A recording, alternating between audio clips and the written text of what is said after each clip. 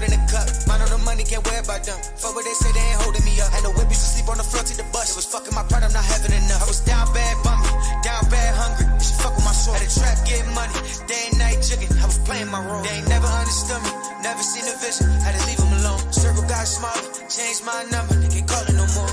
Yeah, I don't lose sleep on shit. Only lose to investments, they give me some M's. Yeah, that's the big boy flip. They try to come back like they didn't forget. Jealousy turned them niggas to a bitch. My blood brothers, yeah, I'm dying for them. If you ain't blood, bro, fuck what you want. I'm known to stay with the fire. My left got the blunt, my right got the gun. Never know that I'm not ready to die. So I stay in the tuck, give racks to my young boy. Brick by brick, build it up, they don't build it like this. By myself, they ain't taking this hit. If I lose, then I do it again till I went out of school. Went through the rain, fell in the trap. I put the work in. I hopped out the porch and never went back. I want it all, I need the whole thing. Don't want no percentage, I don't want the half of it. Find me a way, start attacking it. I need 200 mil, cause one is just posted up.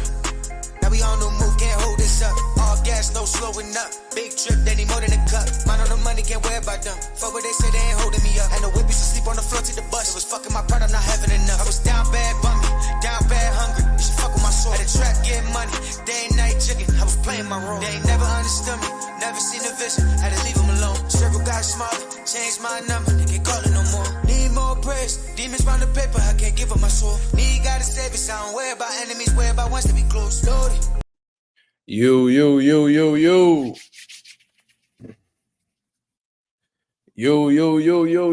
What up, man? What's going on, y'all? Shout out to Mazuma Nation. Shout out to the Mazuma Mob. We in the building as always, man. What's going on, y'all? I'm back at y'all with another live, man. I apologize for not getting on last night. Some last minute shit happened where I had to stay, spend the night with my son, you know what I mean? So, yeah, I mean, that's a lot to handle while going live. So I figured I'd just come on to today, you know what I mean? And with no distractions, give y'all the best content possible. That song is called God Did by Weezu Falcon, W-E-Z-U Falcon, Weezu Falcon, man. Go check him out. He on all music platforms, you know what I'm saying? God Did, one of my favorite songs that he made, you know what I'm saying? Shout out to my boy Slime, Tito, Selfish Santana, Chris, Tesla, Oscar de la Coca, Mimi, what's going on, man? We definitely in the building for sure. You know what I'm saying? We got some things that we need to discuss for sure. You know what I mean? There's going to be some topics that I'm going to speak on as well. I just couldn't fit it in the title. You know what I mean? We're going to talk about Keith Thurman and Tszyu press conference. You know what I mean? My reaction to that whole situation. We're going to speak on Ryan Garcia and his little interview that he had put up. Mr. 18s, what's going on, man? I hope you're doing well. What's going on? We're gonna speak on Ryan Garcia's little this little excuse that he's putting out there and talking about all his tribulations and the reason why he lost to Gervonta Davis, all that good stuff. You know what I mean? We're gonna touch on that. Then we're gonna touch on what the title's about. Devin Haney saying that he'll take the same deal for the Tank fight that Ryan Garcia had. You know what I mean? And Tank Davis's team out here capping like a motherfucker. You know what I'm saying? We definitely gonna touch up on this situation. You know what I mean? But like I said, shout out to the nation, shout out to the mob, shout out to my boy Jay Cash who just came in the building, man. I hope everything is well with y'all.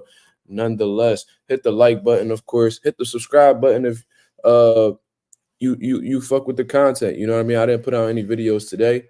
You know what I mean? Because I just wanted to save it for the live. And plus, I've been really locked in on my fighters.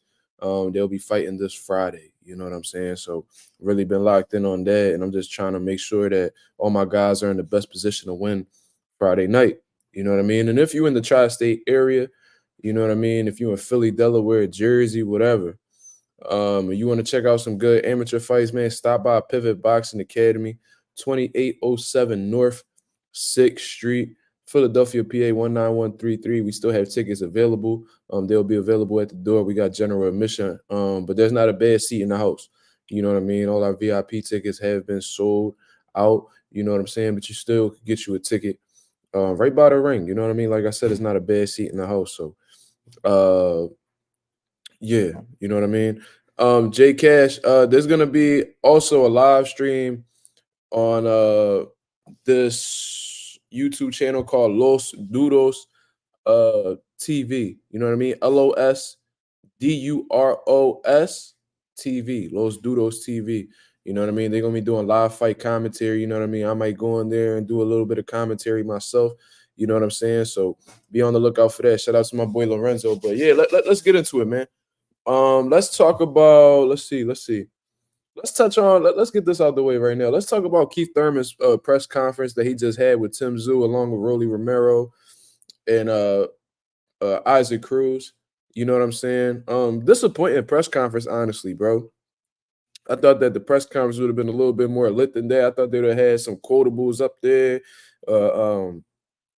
some tense Dudos. So I'm gonna spell it right here. I'm gonna spell it right here for you, J Cash. Los Dudos TV.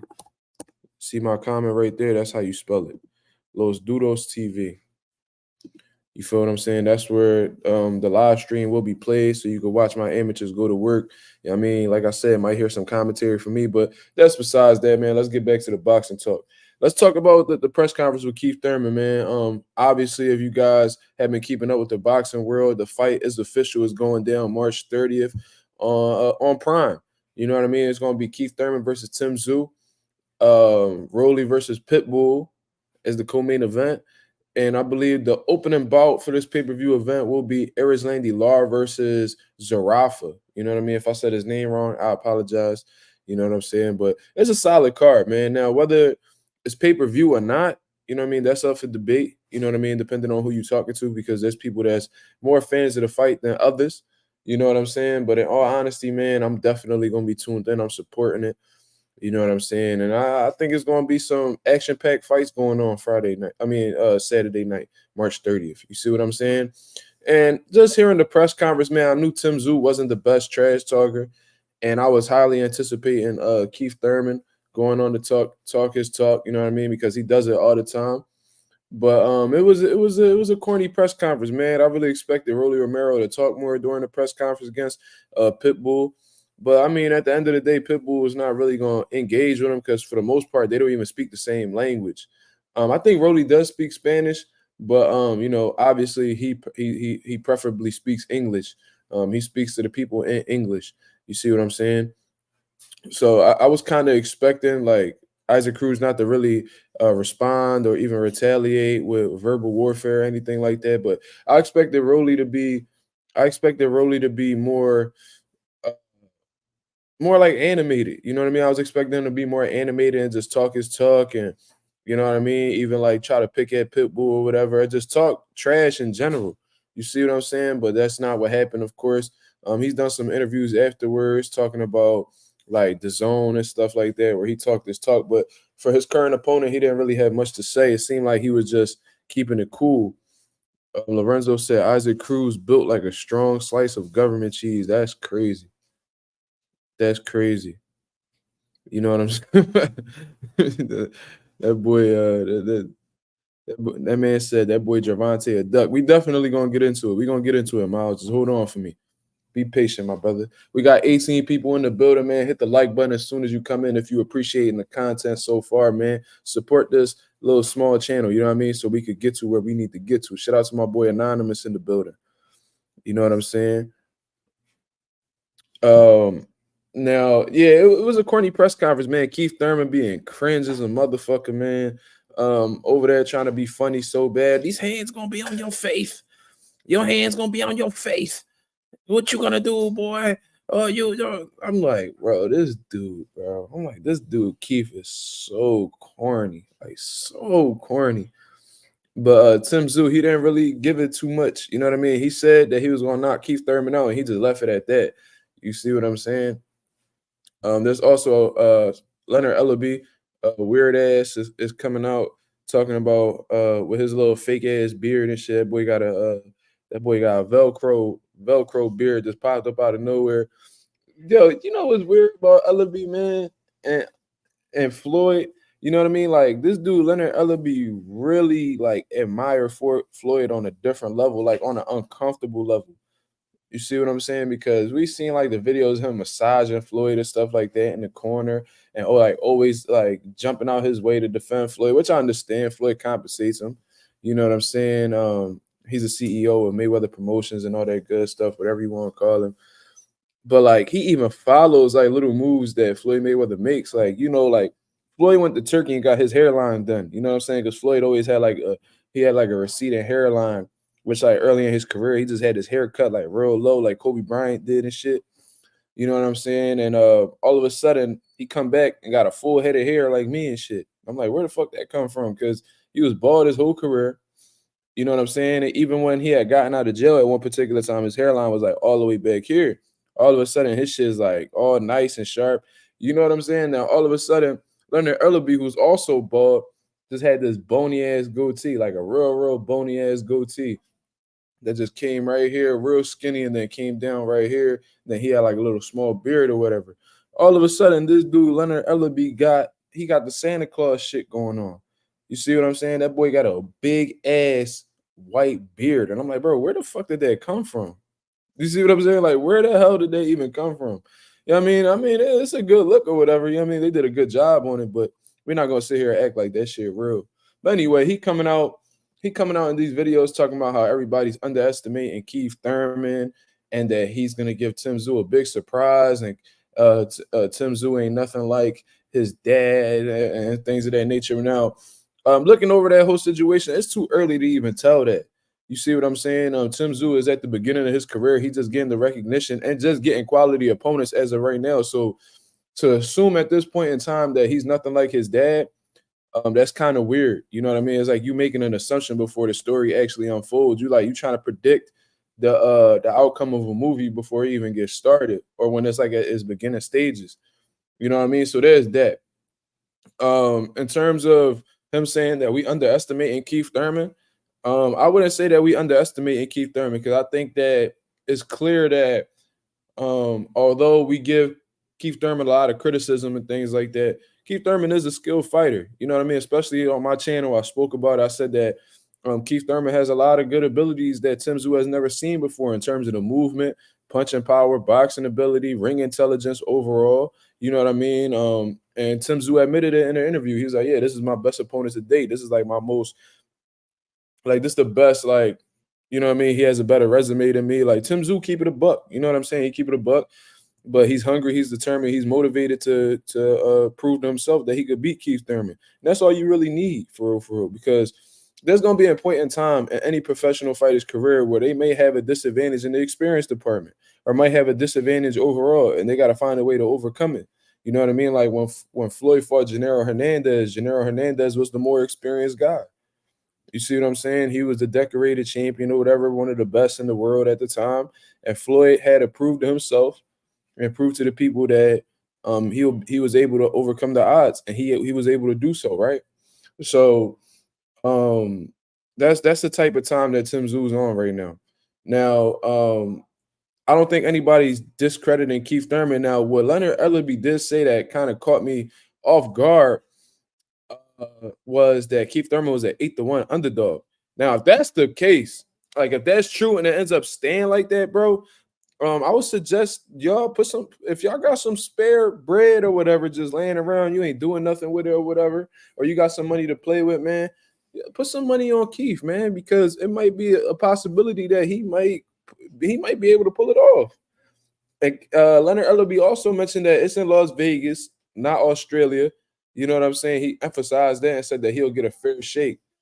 You know what I'm saying? So that's interesting. You know what I mean? That's interesting. I did not know he was at 8-1. That's them odds makers really, really. If anybody's underestimating Keith Thurman, it's them odds makers for sure. You see what I'm saying? Which I think the odds will tighten up as the fight get closer, honestly. But that was intriguing. You know what I mean? But Leonard Ellaby, you know, coming out with stupid comments as always, man, and thinking like whatever he say is law. You know what I mean? Typical egotistical shit that be going on with these big wigs in boxing.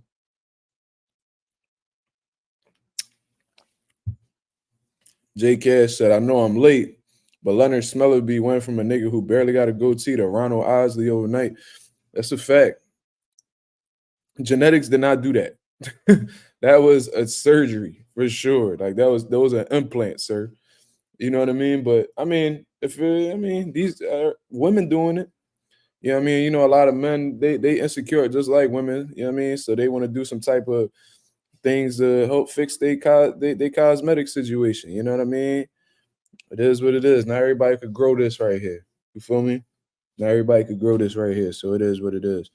But yeah, that was my whole reaction on the whole press conference with Tszyu, Keith Thurman. Very underwhelming press conference. I expected more out of Keith Thurman. I thought I would, even like they were saying, like even his trash talk rusty, which was funny as hell. You know what I mean? Because that's how it definitely came across.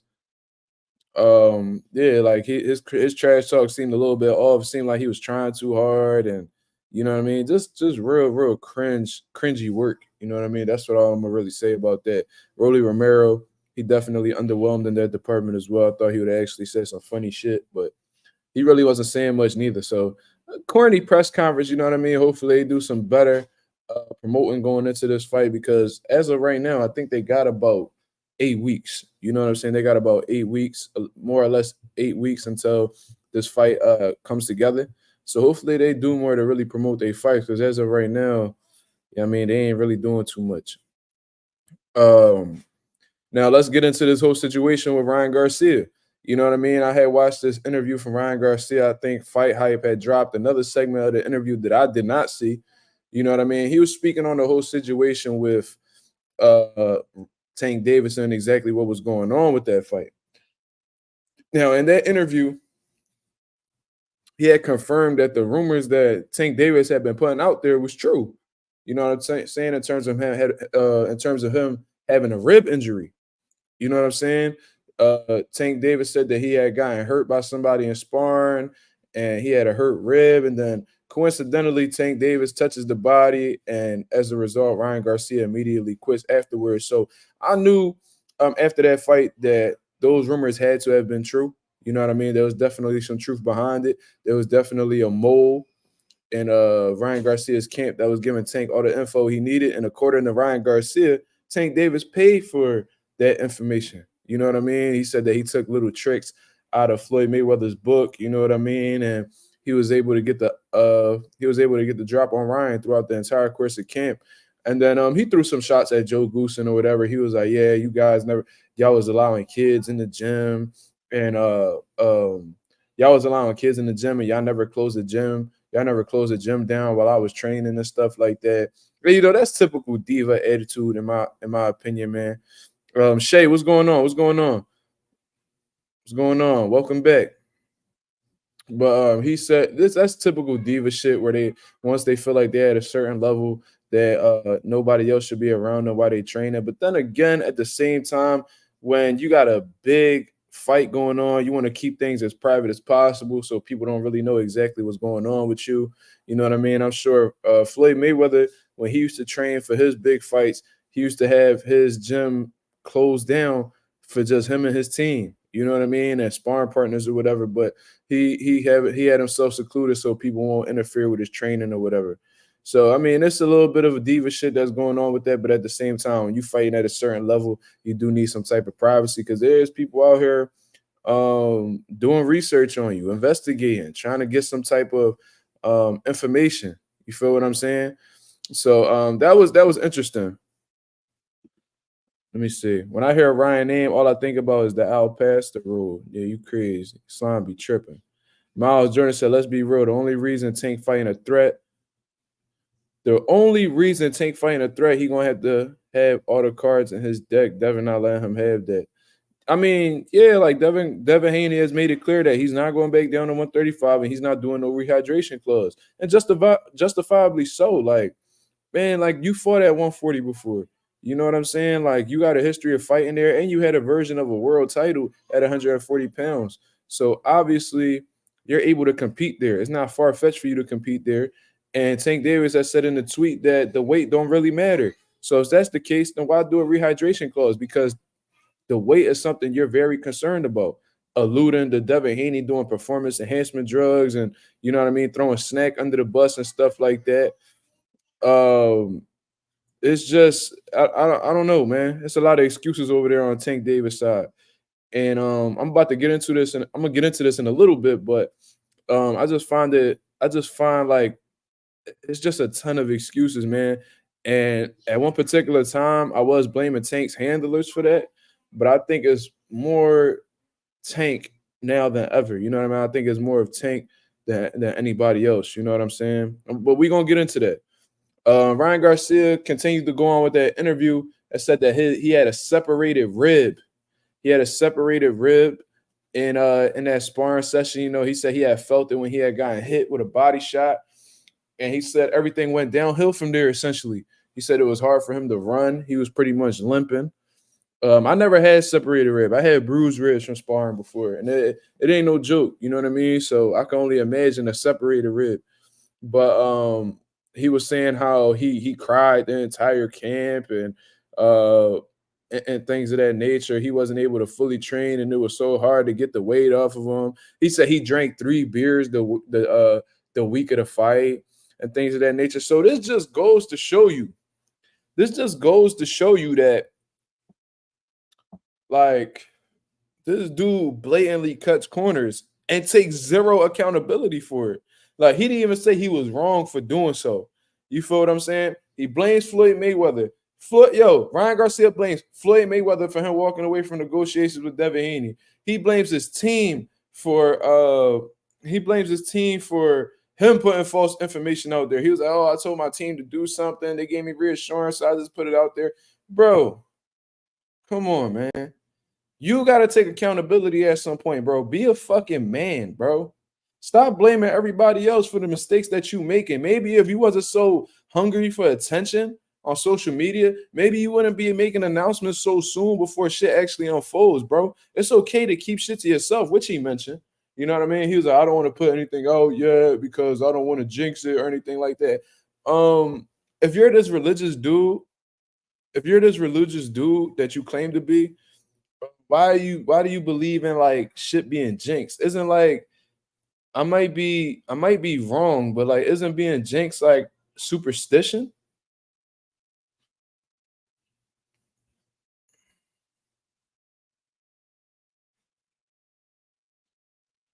Isn't that like superstition? Like if you a man of God, y'all shouldn't be believing in jinx and shit. Like if shit's written, then it is what it is. You feel what I'm saying? But regardless, Ryan Garcia just going on this whole little tirade. He going on this whole little rant about how he wasn't able to run. He drank beer the week of the fight, and he was so worried about cutting weight. Dummy, if you're so concerned about cutting weight, why the fuck are you drinking beer knowing that beer sits in your system and makes you gain weight? Hence why people get beer bellies. You fucking idiot. You know what I'm saying? Bro, I'm going to tell you this right now. I can tell his daddy a chump. Ryan Garcia dad is a chump, bro. I'm going to tell you that, bro. And I'm going to tell you why. Because Ryan Garcia shows tendencies of somebody who hasn't really been taught how to move as a man. You feel what I'm saying? He never stood on business a day in his life. He takes zero accountability. That's something that all men should do at one particular time. That's something that I had to learn over time. How to take accountability. If you fuck up, say you fucked up. That don't necessarily mean you got to regret it, but just admit that you were wrong in that type of situation and try to learn and move on from that. Ryan Garcia refuses to do that. You see what I'm saying? He goes against his word. You know what I'm saying? Now, if he was raised by a man that has any type of integrity, then you would know that once you give somebody your word, follow through with that shit. You see what I'm saying? He don't do that. So with little situations like this, is like, I'm sure the dude was there. You know what I mean? I'm sure he supported Ryan Garcia, had him pursuing boxing and things like that, supported his passion and shit of that nature. And I'm sure he's well taken care of as a result. But in terms of really installing manhood, programming him, educating him on manhood, you could tell that he lacked that a lot. On some real shit, I wouldn't have been surprised if his mom was the one wearing the pants at the crib. You feel what I mean? Yeah, you could tell like his mom was the one that was like the disciplinarian or something, because he moved like how a baby mom moved. You feel what I'm saying? It seemed like he more loyal to his emotions than to like his principles. You feel what I'm saying? So, yeah, he had that little tangent about how things were so bad for him and that the week of the day of the fight, he just wanted to give it over with. He didn't care what was gonna happen. Like, cut it out, man. Cut it out, bro. You were in there trying to win. You see what I'm saying? You were obviously lacking in the skills department. Tank took advantage of that. He made you pay for the mistakes that you had made throughout your entire career that you never corrected because you were more infatuated with the internet and social media than actually perfecting your craft. Tank Davis is somebody who don't really give a fuck about social media and continue to perfect his craft throughout his career. And it showed in there. It exposed you. You see what I'm saying? You were cutting corners, drinking beer and shit while Tank training his ass off because he understood that this was a big moment in his career, and it showed. It showed that they showed the fight showed who was really on top of their game, who was really studying. I knew Tank had Ryan Garcia's number. They had a press conference, right? And Tank said something along the lines of, "You only got a left hook," which we all know that. You don't really need to do research to know any of that. But Ryan Garcia was like, "That might be all I need." You know what I'm saying? He said, "I'm gonna like catch you on your chin." He said, "You don't even hit people." What made me know that Gervonta was really studying Ryan and his tendencies? He was like, "You don't even hit people on the chin. You hit them on the temple." And I was like, "Hmm." So not only do you know what shots he throws, you know exactly where he throws them. Tank, you know what I'm saying? He ain't the smartest man, but he not dumb neither. You know what I'm saying? He definitely was breaking down footage and was watching Ryan Garcia and exactly how he throws shots, when he throws them, what tendency he has. You know what I'm saying? It's like Ryan Tank really had that boy number, man. Tank really had his number. He was doing his homework, and it paid off. He passed the test. You see what I'm saying? But yeah, that's something that I wanted to get into. That's something that I wanted to get into with Ryan Garcia, man. Just crying. You know what I'm saying? Trying to get some type of sympathy. At the end of the day, bro, if your rib was separated, you know what I'm saying? Like if that was really the case, you should have postponed the fight. You know what I'm saying? You should have postponed the fight. So that way you could come in you could come in the best position possible. But then again, he was bitching about the weight. You feel what I mean? So it is what it is, man. I don't know. I don't know. I don't know. But yeah, blaming everybody except himself. Typical Ryan Garcia behavior, typical woman behavior. I'm not even gonna say women because I know women that actually hold themselves accountable for their actions and don't got no problem doing it. So it's like it's just like a I don't even know what to call it. Like at this point, it's just weirdo behavior. Let's just say that weirdo behavior. You feel me? That's all it really is at the end of the day.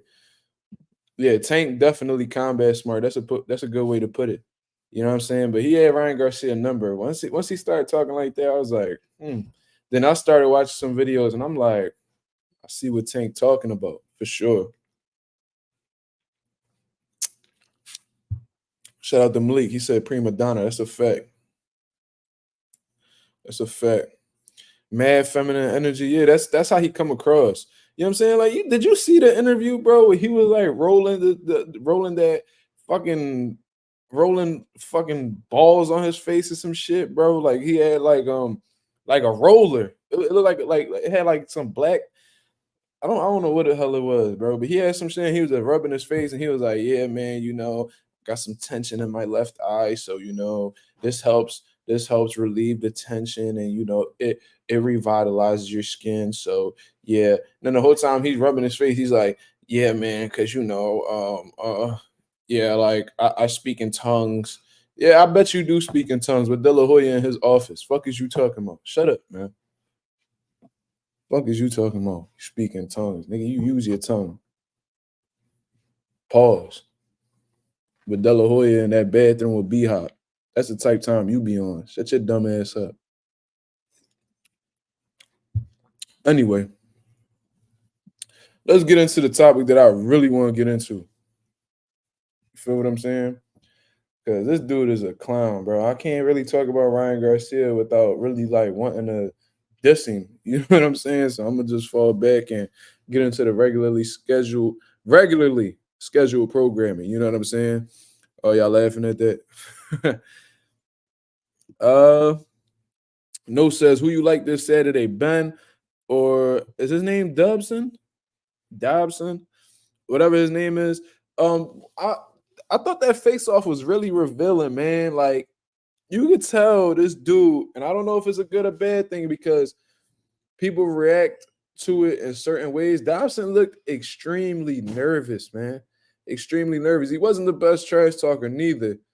But he looked extremely nervous, the fidgeting and you know what I mean, like stumbling on his words, and you know what I mean, he can't get like his words out correctly. Like I don't know, man. Like it sounded like he was just he couldn't really get himself together verbally or physically. Like he just seemed like he was all over the place. And like Benn, like Conor was picking up on it. He was telling him, you know what I'm saying? And he was like, Conor Benn said something along the lines of like, you scary. You scared, you scared. And like subliminally, like indirectly, it seemed like Pete admitted it. You know what I'm saying? He was like a scared fighter, a dangerous fighter. So with you saying that, you pretty much confirming that you scared. You feel what I'm saying? So that he was, and then he was like, no, I ain't scared. I ain't scared, but you pretty much just admitted it, bro. You're not really watching your words. You know what I mean? You trying to you overcompensating. You trying to show that you're not nervous or that you not like you not nervous. You know what I mean? You not nervous. And then in the process, you just revealing it more and more. You feel what I'm saying? But that's what I picked up from the whole situation. In terms of the fight, I seen that Pete Dobson let me find out what his name is. Okay, Pete Dobson. This is him right here. So apparently he's 16-0. You know what I mean? He's inactive as of right now. He hasn't fought since June 11th, a day before my son's birthday, 2022. He hasn't fought in almost 2 years, so a year and a half, or whatever this situation may be.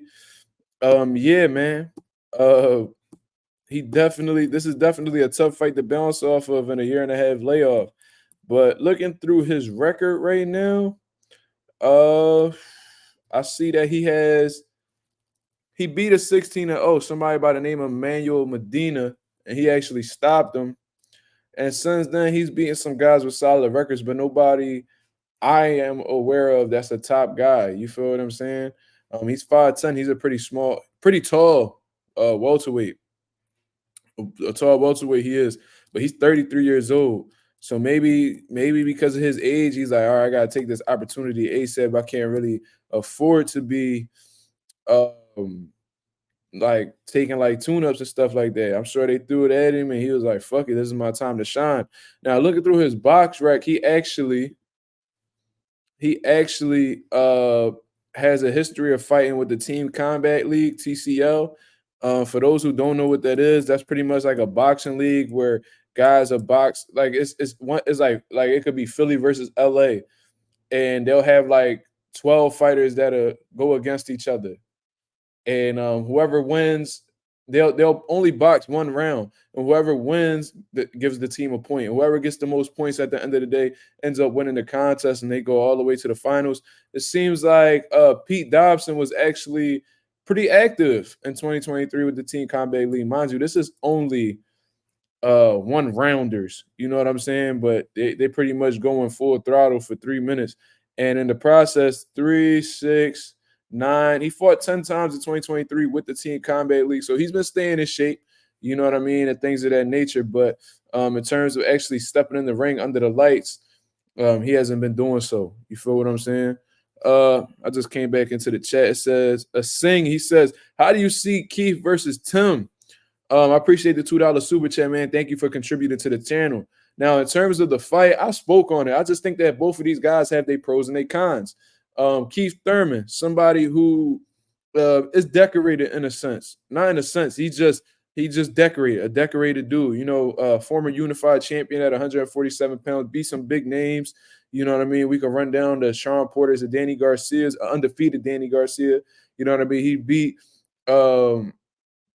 he beat Sean Porter. You know what I mean? He beat guys that's currently at the top of the welterweight division right now. He beat Mario Barrios, somebody who come back and beat Ugas, and I believe has a WBC interim at this point in time. Who Who else? I mean, he fought Robert Guerrero. You feel what I mean? He's beat some solid dudes. You know what I mean? He's beat some solid dudes. But even Josecito Lopez, who's a solid veteran. You feel what I mean? But besides that, man, obviously the cons that come with Keith Thurman is extremely inactive, injury prone, and we don't know how he's going to respond off of this long layoff, because at the end of the day, inactivity kills. This is something that we do know. We've seen it on occasion, time and time again. We've seen it most recently with Deontay Wilder. And Keith Thurman is coming off of a 25-month layoff. Now, that's the good and the bad about Keith Thurman. With Tim Tszyu, the good things about Tim Tszyu, he's bigger, strong, physically. You know what I'm saying? Big puncher, aggressive, confident, active. That's a big thing. Active. You feel what I'm saying? So he has a lot of things on his side. The bad thing about Tim Tszyu is that he's unproven in a sense. You know what I mean? He doesn't have the best resume. Tim Tszyu has admitted to that. You know what I mean? But he's extremely confident in his abilities. You could tell he's an undefeated up and coming lion who just defended his world title that he received before the Brian Mendoza fight. You feel what I mean? And he showed that he was notches above Brian Mendoza, who just came off of the best victory of his career against Sebastian Fundora, who's also fighting on the card. You feel what I'm saying? So it's a good John. It's a good John for sure. It's a good fight. You know what I mean? There's some people that's disappointed in the fight going on, but I think it's a good fight. I really got it 50-50, man. It all depends on what version of Keith Thurman comes into the ring. If he's still sharp, you know what I mean, active, not active. I'm saying if he's still sharp, you know what I mean, still has good legs and brings his ring intelligence to the ring, he can give Tim Tszyu a lot of problems. But at the end of the day, Tim Tszyu is Tim Tszyu. You know what I'm saying? And if Keith Thurman gets hit with any of them big shots, especially to the body, Tim Tszyu he's a pretty good finisher as well. So it could be possible that his size and his strength may take over in them later rounds. Or if he catches Keith Thurman clean, you know what I mean? Keith Thurman is susceptible to getting hurt a lot. You know what I mean? He's been hurt to the body. He's been hurt to the head.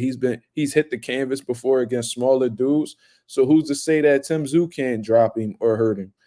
You know what I mean? But I got it 50-50. You know what I mean? Vegas having Keith Thurman as an 8-1 underdog. If y'all gamblers, y'all need to pay attention to that. You know what I'm saying? Y'all need to take advantage of them odds while it's still there, because 8-1, you can make you some good money. You know what I'm saying? You can make some good money if the shit go in Keith Thurman's favor. You feel what I mean? But it's a 50-50 fight, man. I can't really call it. Before I really put out a prediction, I'm going to just need to see more from both guys and how they preparing for the fight, how Keith Thurman looks during the media workouts and things of that nature. So I hope I answered your question, man. I'll be rooting for Tim Tszyu, though. I'm going to say that. I'm going to be rooting for Tim Tszyu. You feel what I mean? Because I don't like how Keith Thurman's been moving lately, avoiding top guys in his weight class and things of that nature. But you said sometimes get stopped to the body. It's not a 50-50 fight, respectfully. I mean, you entitled to that. But over here, if they ask in my opinion, I believe it's a 50-50 fight. You feel me? Because it's really an unknown. Because if Keith Thurman comes in looking like himself and is actually himself in there and doesn't show any sign of ring rust, he could give Tim Tszyu problems. I'm telling you, he could give Tim Tszyu problems. You know what I'm saying? I understand the body shots and Keith Thurman being hurt and things of that nature. But at the same time, we've never seen him hit the canvas off of a body shot. Every time I've seen Keith Thurman get hurt by a body shot, I've seen him survive. And that is a special ability. Now, how is Tim Tszyu going to be able to cut off the ring with a mobile Keith Thurman? These are things that we got to pay attention to, because these little things could be the reason why Keith Thurman wins. You feel what I'm saying? I'm just trying to keep it a buck with y'all. Shout out to my boy Anonymous with the $5 super chat. He says, just support, and I appreciate you very much, homie. Thank you for contributing to the channel. You see what I'm saying? Slime says, a Thurman win would make him relevant again. I feel like. Who did I miss a super chat from? I think I just read it. Notes. I only see 2. Yeah, I just wrote. Yeah. He said, when we hear my timing is off, don't be surprised. I won't be surprised at all. That's why I said the cons with Keith Thurman going into this fight is his ring rust, because at the end of the day, inactivity kills. You see what I'm saying? I made that clear. I'm not going to sit here and act like that can't be a factor. And I think that could very possibly be the reason why Tszyu wins. Besides his size and his strength, punching power, and things of that nature, I think that Keith Thurman's inactivity may hurt him in this fight as well. It's an uphill battle for Keith Thurman, for sure. But because we don't know what version of Keith is going to show up, I can't really jump out the window and say Tszyu really got this in the bag. At the end of the day, it's like, who Tszyu really fought that makes y'all so confident that he could defeat Keith Thurman? Tony Harrison, who's gotten stopped at every fight he's lost? We talking about Brian Mendoza, who's lost multiple times before Tszyu? Who we talking about? Carlos Ocampo? Yo, Dub, don't even play with me like that, because I've been shitting on Keith Thurman. You must not have watched my last video, one of my last videos, where I clown Keith Thurman. This is called objectivity. I know that you probably don't you don't really get into them type of things, and that I don't know if you make YouTube videos or try to speak from an objective point of view, but at the same time, I just made a video shitting on Keith Thurman 2 days ago. I got the nigga with a fucking clown outfit on. You feel what I'm saying? 2 days ago. So I'm not a Keith Thurman fan. So you need to do your research before you start talking, Dub. Let me see. The fight in Vegas with Benn, they said the fight going to start at 5:30 Eastern Standard Time, so the UK fans don't got to stay up. Well, that's the main people that's going to be tuning into Conor Benn's fight. So that, I mean, it's a good thing that they made it convenient, because he's not really known in the States all like that. He's not known in the States all like that. So of course, they're gonna try to cater to the UK fans, because they're the ones who's going to tune in. You feel what I'm saying? My boy Derek, who's gonna be fighting this Friday, Derek the Maestro Moore. He says, I think Tim gonna stop him with a body shot late. You know how I feel about Tim, but I got him winning for sure. Yeah. I know how you feel about Tim, but I mean, that's very possible. I'm not sitting here saying that y'all wrong for this. I'm just keeping I'm trying to keep an open mind while going into this fight. You know what I'm saying? Because at the end of the day, we don't know what Keith Thurman gonna show up. We don't know who's gonna show up. You feel what I mean? I think the unknown, I'm acknowledging the unknown right now. That's cool. That's cool, Doug. That's cool. You said Keith Bum Time Thurman. That's fucking hilarious. Derek, get the KO win for the nation. Good luck, bro. I appreciate you congratulating my boy. Saluting my guy. Drop the link, fam, if you don't mind. Sure.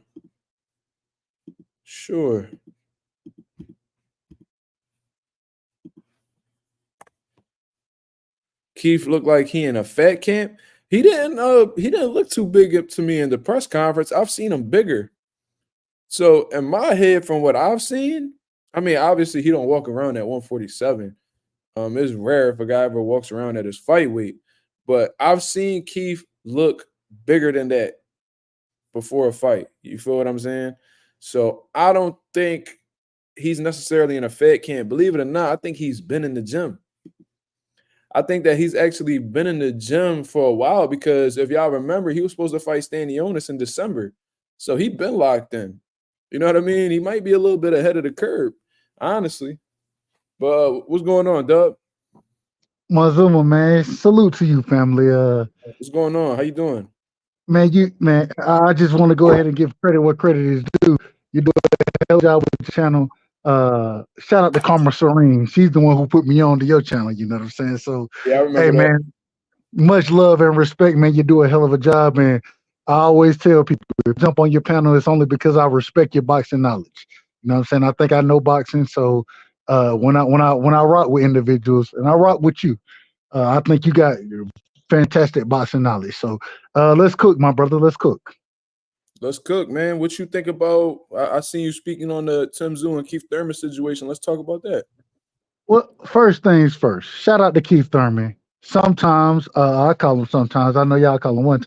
Sometimes Thurman, the man had one thing we got to give him credit for is he's a hell of a personality. A hell of a personality. If it wasn't for him and the way the press conference went today, man, that man sold the press conference by his damn self. Shout out to him for doing that. Seemed like he was the And only that's a one talent. trying. It Yeah, seemed like he was the only one trying. and that's a talent in my opinion. That's a talent. If some of these other fighters had Keith Thurman personality, I think they'd be much more entertaining than what they are. That's the first thing. The second thing is this though. When we talk about Keith Thurman and Tszyu, Mm-hmm. I ain't gonna hold you. I'm rooting for Keith Thurman. I ain't even a Keith Thurman fan. You know what I'm saying? Not a Keith Thurman fan, not a Tszyu fan. But I'm rooting for Keith. The problem is this. Tszyu, the man he goes to the body ridiculously. You know what I'm saying? We heard Keith Thurman speak on it today. He a Mexican style fighter from Australia, according to what Keith Thurman said. And the thing is, what you know about them Mexican style fighters, they're gonna go to the body. They're gonna that left hook to the body is gonna be consistent in their attacks. You know what I'm saying? And I think that's Tszyu. I ain't gonna hold you. I like Keith. Let me make sure I make this clear. I'm not a fan of Keith Thurman. But I like Keith Thurman because I think he's good for boxing. I think he speak well. I love the way he carry himself. Like we just agreed on, this man made the press conference by his damn self. Even though I think Tszyu said some good things, hell, the man had an Australian accent, and I mean no disrespect when I say that, but it just don't hit the way when you hear the way shit that Keith Thurman say. The way it hit, it don't hit the same. Like a square. He sound like a square. Yeah. Like it'd be like some, but then you have to take into consideration it's that Australian shit, and it's like, bro, the way me and you hear shit ain't the way everybody hears shit, if that makes sense. And so, shout out to Tszyu. I think Tszyu has some good things to say, but man, the way Keith Thurman came out that motherfucker today, I was proud. I was happy.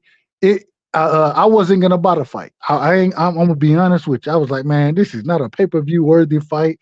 Fuck them, man. I'm 6 feet closer now to buying that fight off of just listening to the way that Keith Thurman promoted it. You know what I mean? And I wish that a lot of these younger fighters would have that energy that Keith Thurman got. Although I do think Keith Thurman going to get stopped to the body. I think he getting stopped to the body against Tszyu, probably in the 7th round. I think it's probably going to be a 7th round stoppage, in my opinion. If I'm wrong about that, I have no problem with being wrong.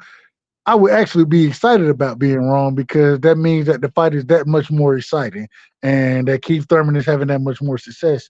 I just don't see Keith beating a Tszyu. Tszyu fighting 3 times last year, staying active. Keith Thurman last fight was against Barrios damn near 2 years ago. The inactivity, it means a lot. And like I put in the chat, I'm tired of hearing my timing was off. I'm tired of hearing that. We heard shout out to EJ. I'm an EJ fan. Shout out to Deontay Wilder. I'm a Deontay Wilder fan. We heard both of these individuals get up there and have layoffs and say my timing was off. That's not what I'm trying to hear. Your timing shouldn't be off because you need to stay active. And Tszyu is staying active, whereas at this current moment in time, we haven't seen Keith Thurman staying active, and it's hard for me to pick against a Tszyu. Now I'm gonna ask you this, and then I'm gonna answer my own question pretty much. Let's say Keith gets stopped by Tszyu. Does this raise Tszyu's stock high? Does it do anything for him at all? Because let's take into consideration Keith Thurman don't got the best reputation right now. You know what I mean? So with that being said, if Tszyu hits him to the body, hits him to the head, he stops Keith Thurman ultimately. What does that do for Tszyu? Me personally, I think it does a lot for Tszyu. I'll tell you why I think so. First things first is we understand. I think understanding the promotion situation that's going on, whether you with PBC, Top Rank, I think that plays a factor in it. The second thing is when you stop somebody, if he stops a Keith Thurman, you know what I'm saying, which I do think will happen. If he does that, then although he doesn't gain a belt from it, a title from it, what you do gain is that ain't nobody ever stopped that man. And correct me if I'm wrong, I think Keith Thurman, he's a possible Hall of Famer. I don't know if he's quite there. I'm not sure, but I know the possibility is there for him I'm to not be. gonna cut you off, but I'm gonna say this: I've seen people do less than Thurman hit the Hall of Fame. So if you say less than, then we would agree that Keith Thurman is a Hall of Famer. Is that what you're saying? I wouldn't be surprised if he make it. That's what I'm trying to say. I agree with you. Matter of fact, the argument I was making was that we don't know that for a fact, but we believe that to be the case, right? That was my argument. And so making that argument now, and you agreeing with me that Keith Thurman is a Hall of Famer, no problem with it, no problem whatsoever. What it does is it starts to kind of line shit up. It starts to line shit up, right? If Tszyu goes and beats Keith Thurman, we already know, and it's interesting to see how these things are playing out. Sebastian Fundora at 54, we see how he's going to be moving. Do you know the guy that Sebastian Fundora is fighting? Do you know him? I don't know him. I don't. Let me do some research real quick. No, no worries. Most people don't know who he is. So that was my point. That was my only point. Is that at 54, I believe Sebastian Fundora, he's gonna win that fight. Although he did lose to Mendoza. Mendoza, he lost to Tszyu and he lost to and this is the thing when it comes to 54. This is one thing I gotta bring up. Out of all these dudes, I got Jesus Ramos. I think Jesus Ramos is a better fighter than the majority of these fighters at 54. If you want, I understand that Jesus Ramos, he lost his last fight. That's what they tell me, against Erison Lubin. When I judged that fight, I seen it totally different. But who am I? All I'm saying is that Jesus Ramos, I think that's the real dog in the division, and I'm looking forward to seeing these what Mendoza did. Even what Sebastian Fundora is gonna go do. I don't think none of these dudes beat Jesus Ramos. I don't think it. And so I want all these dudes to win so I can see these fights that I'm really looking forward to. The Jesus Ramos against Sebastian Fundora, Mendoza, any of these dudes. You know what I'm saying? Those are the fights I'm looking for. And the only way we get those fights is if you go clean up the competition early. You know what I'm saying? And I think this is that opportunity for them to clean that competition up and then go back and fight big names. And I'm not saying Jesus Ramos is a big name, but at the same time, I think he's one of the most dangerous fighters in the division right now. So those are the fights I'm looking for. What you think about it? Well, 154 is competitive, man. There ain't no doubt about it. They can make a lot of good fights in that division. But first of all, I'm glad you reminded me on this subject because I wanted to speak on this, but I ain't gonna lie, I kind of forgot about it because they ain't really that relevant to me. But Sebastian Fundora, man, how the hell is he getting a shot at the WBC world title? Over Brian Mendoza. It doesn't make sense. Go ahead. Mendoza My bad. Yeah, like Mendoza lost to Tszyu, so maybe that's what they're gonna say. But Mendoza stopped Fundora. Yeah, he did. But like I really don't understand how he got that WBC world title. But now looking at his opponent, I actually seen one fight of his opponent because he had fought a Philly native a while back, Tyrone Brunson, and he had stopped Tyrone Brunson in 4 rounds. And I remember that fight clearly. And this dude is a very, very aggressive dude. This might be another bad style matchup for Fundora as well, because this dude is 23-1. He had got knocked out by Brandon the Cannon Adams, who won the Contender not too long ago. But all of his wins are by knockout. 23 Agreed. wins, 23 knockouts. So this dude definitely punches with some bad intentions. This might be a really bad style matchup for Fundora, because although Fundora is a taller fighter, he prefers to fight in close range. This is what's got him knocked out against Brian Mendoza, honestly, because instead of keeping his range, he decided to try to go toe-to-toe with him. And he was getting away with it with guys like Erickson Lubin and things of that nature. But it cost him against a big puncher, a solid puncher in Brian Mendoza. This dude is a big puncher as well, especially what he did to my boy Tyrone Brunson. So that Fundora might be in trouble. And this dude's not really small. This is a 6-foot dude with a 6'1" reach. So he's a taller guy. He packs a punch. And he's been on a hell of a knockout streak, man, since his loss.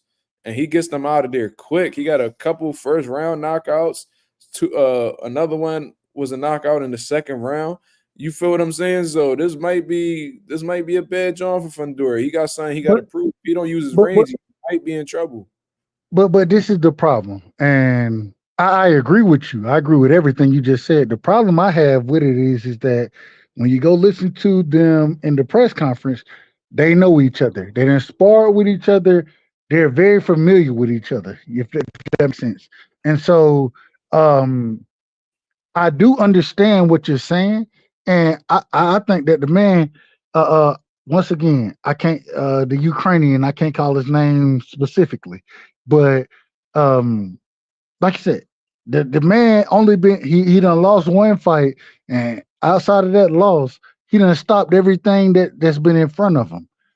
At the same time, when I listen to him talk and speak on how, yeah, I done sparred with Fundora. I know who Fundora is. And then Fundora comes out and say, yeah, I done sparred, agreed with him. It's a difference when you done spar with an individual. And so once you start sparring with individual, what ends up happening in fights, in my opinion, that's where talent shows itself, right? Yeah, you're gonna spar, you're gonna rock with each other, and you're gonna prepare each other at the same time. When you get in a true fight, that's where things change. And I ain't gonna hold you. I think that Sebastian Fundora, I think he's a special fighter. I do think he's a special fighter. And when he got knocked out against Mendoza, I do think that it was, and I say this respectfully, it was one of those punches you ain't never see coming. You know what I'm saying? He ain't see the shit coming, and that happens in boxing. That happens. At the end of the day, what I look for from Sebastian Fundora is, have you understood how to utilize your reach? You know what I'm saying? Your jab. And then one thing we've seen from Sebastian Fundora from the beginning, the man want to fight on the inside. Bro, you too big to be fighting on the inside all the damn time. I understand you can win that way. I understand that. At the same time, with you being 6'4", bro, I'm 6'5". You know what I'm saying? I'm 6'5". Ain't no way I'm fighting a 5'10" nigga on the inside. Bro, I'm finna utilize my jab. I'm staying on the back foot. And then when they do get on the inside, if I got that ability, then I'm gonna touch your ass up on the inside. But at the same time, I'm gonna keep it at a range first off. That's the first thing that I want to look to do. And I don't know if Sebastian Fundora has mastered that. Understanding how to utilize his jab, utilize the 1-2, keeping it at range and fighting at a distance when he's bigger than everybody he fights. If he hadn't figured that out yet, then there's gonna become a point that he's gonna get hurt. And we've seen it with Brian Mendoza, but I think that he had to learn something from that. So I just think that he got to come out there and fight from the distance. Understand that, yeah, if you want to fight me on the inside, I do have that skill set. We've seen him break Erickson Lubin face on the inside. We've seen that happen. but at the same time, you got to fight to um, what you do best, and what you have in the length and the range that you have.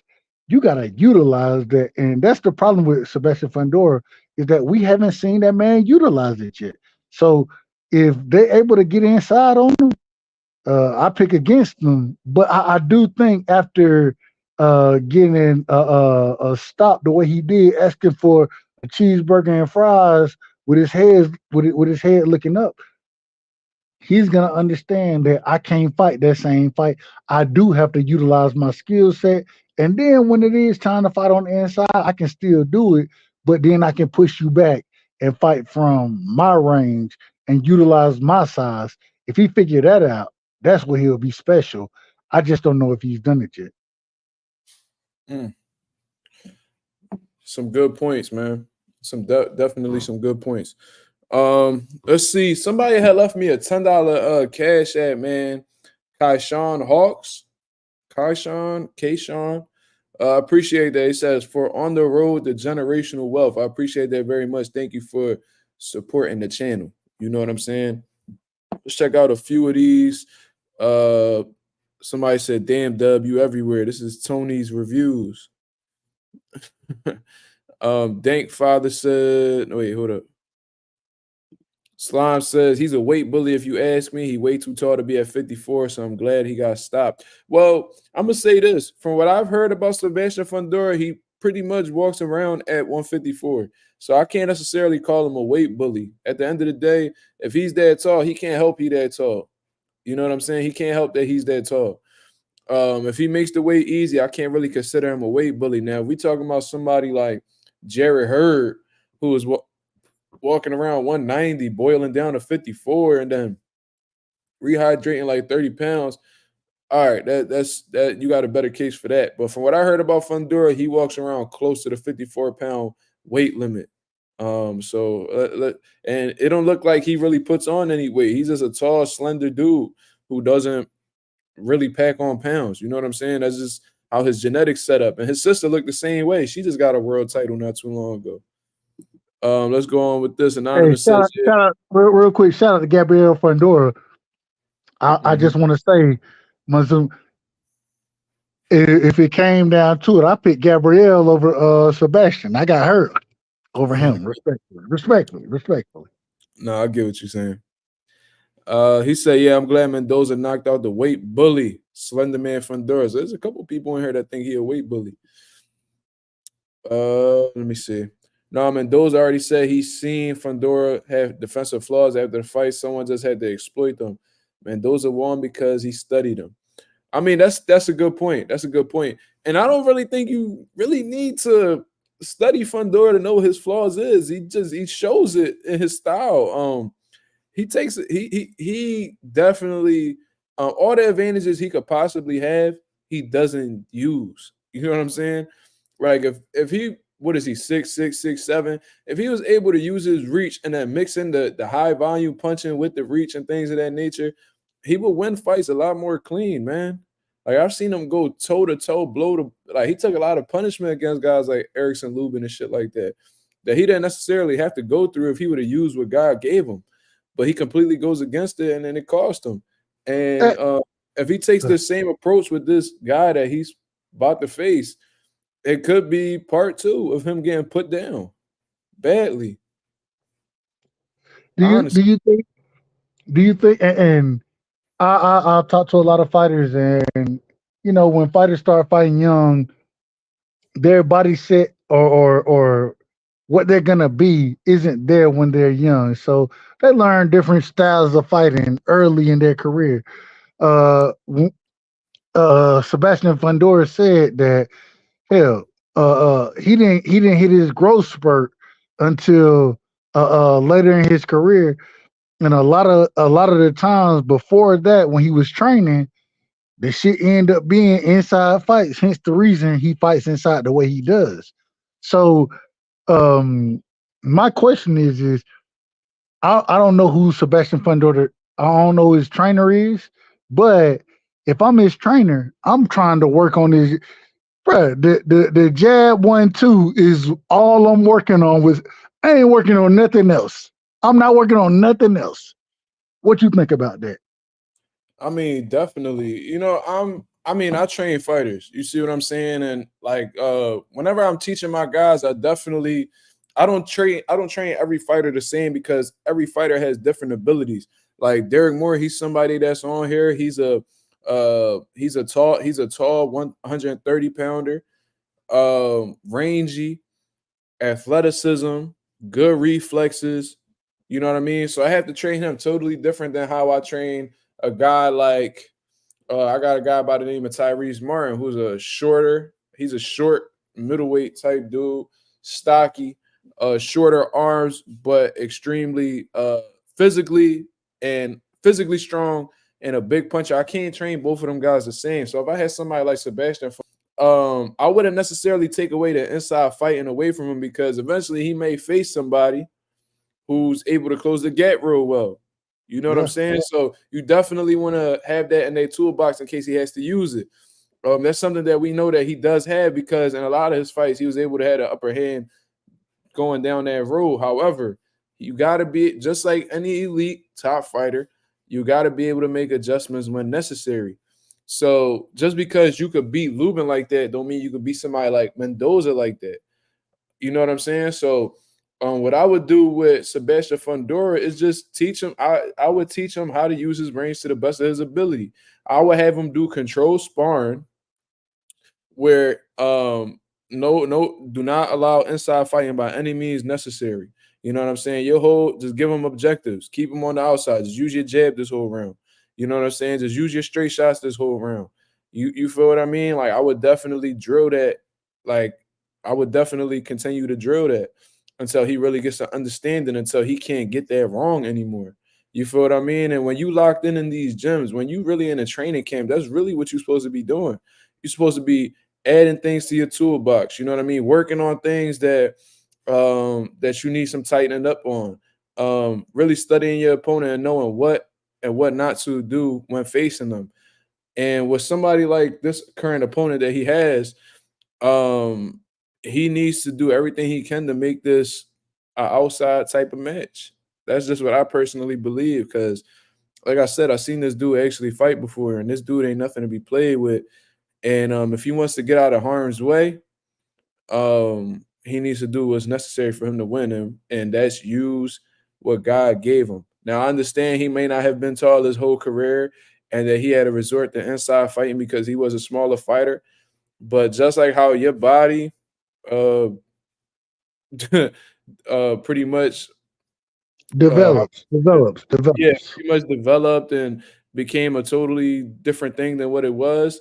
You got to continue adding tools to your arsenal, man. You got to change right along with your body. You got to adapt. You got to adapt with what you got, man. It's so interesting. It's so interesting to me because when I look at Sebastian Fundora, I look at him. I'm like, okay, this is the fighter that I would want to have. The reason being is because an individual who is used to fighting on the inside, who already has developed that trait, right? But has the size and reach advantage on every fighter that he fights. That's what he's gonna have.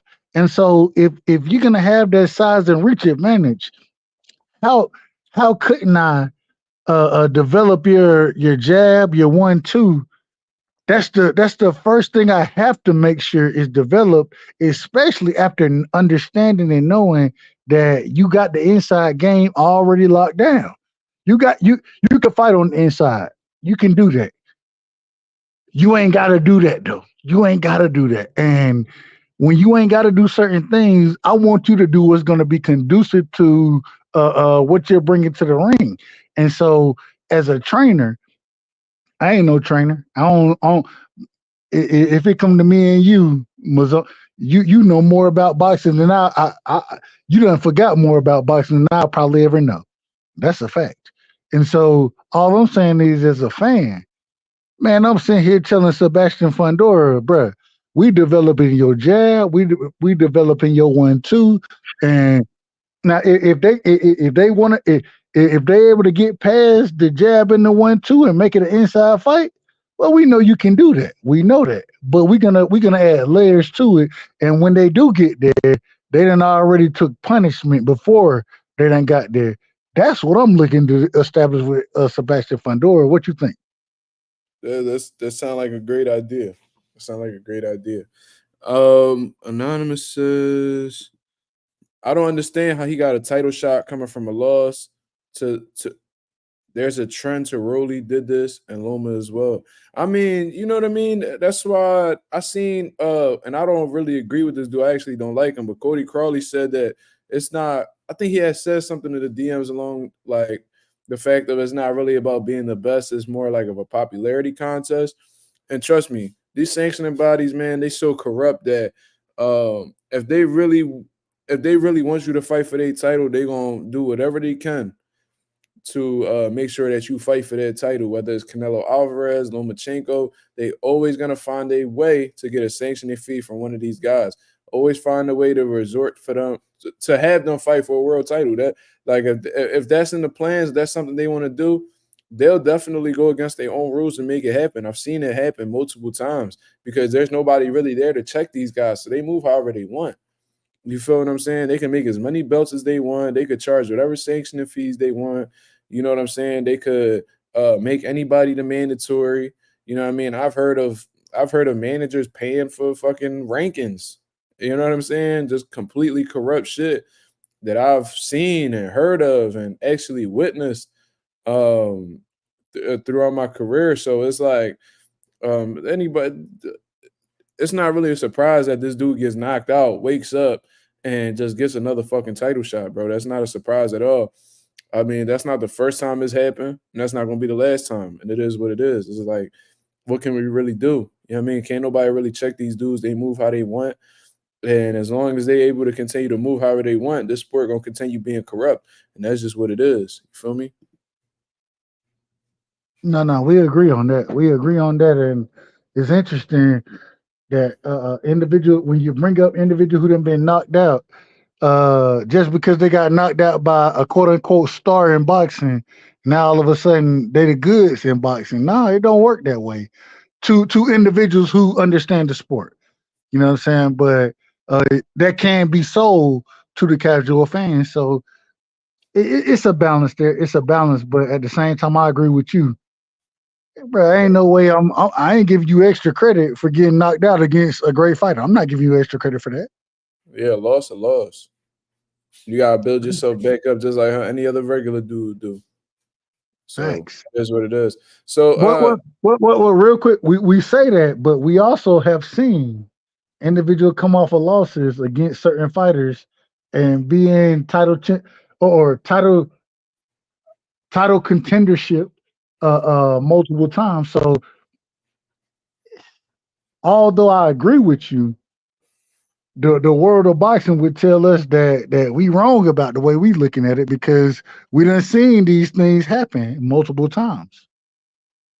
in terms of what, like people losing and then what?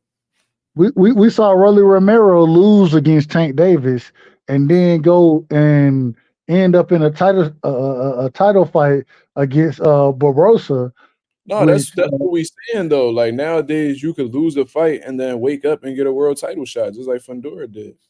Yeah, and, we and all of, and my whole thing is although we see it, I'm not saying that it's right. That's all I'm saying. I'm not saying that it's right. yeah. I mean, it ain't, but that's just the game that we in right now. That's how shit going at the moment. You know what I mean? If nobody's speaking out about it, then it ain't gonna change. You feel me? But it is what it is. Now, what I want to touch on before I get up out of here, I probably got another like good 15 minutes. But let's speak on this whole Devin Haney situation. I know I've been speaking about this tirelessly. You know what I mean? At this point, it's like I'm ready to just move on from this whole Gervonta and Devin situation, man. I've been a boxing fan essentially all my life, bro, and I've seen fights come and go. So I don't really be too stressed out about it because it's bound to be a good fight eventually. You know what I mean? That'll take over that whole situation. But I've seen Coach Calvin Ford and Coach Kenny. I believe they're both coaches of Gervonta Davis. coming out here and just lying in interviews, bro. Like just coming out lying during interviews and saying things along the lines of Devin Haney saying that Devin Haney wants 50-50 for this fight against Gervonta Davis. Now, I've had Bill Haney on the show before. You know what I mean? I spoke to him. And we didn't specifically speak on that situation because it wasn't brought up yet. It wasn't relevant yet. But every time I've ever heard Devin Haney or Bill Haney speak on the whole fight with Gervonta Davis, they've adamantly admitted that they were the B-side going into this fight.